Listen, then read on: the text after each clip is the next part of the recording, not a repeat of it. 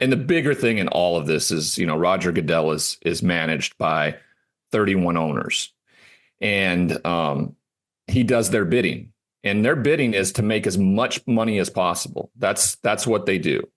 I do believe some of them want to win championships just because there's a competitive nature to the billionaire boys club. But I also think the most important thing is there to be the most valued asset out there. And if there is anything that can do damage to that, they want it scuttled and put away and not talked about, right?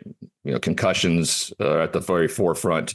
The DeMar Hamlin situation 2 years ago, all of those things, like they want to move on immediately. Just like when that happened, they wanted to go back right out on the field immediately. Like, let's get to the football. Basically stepped over DeMar Hamlin's body and there were football games.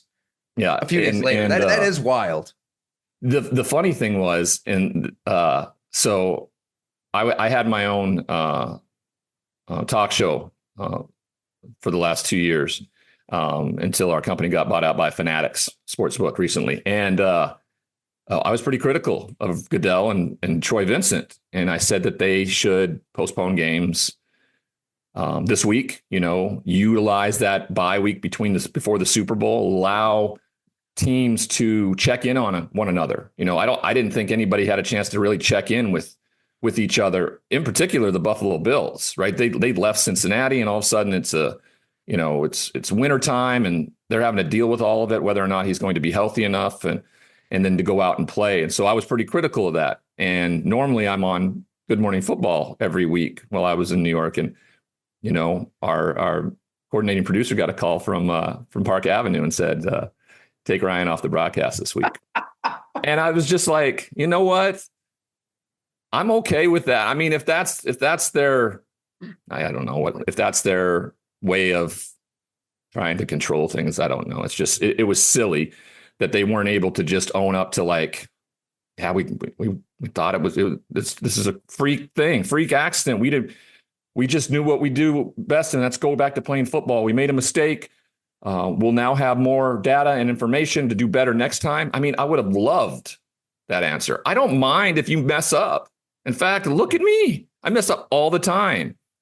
I'm just really good now at going, oh, wow, like that was old behavior me, and I'm sorry. I'm going to try to be better the next time and not make that same mistake. Do you forgive me?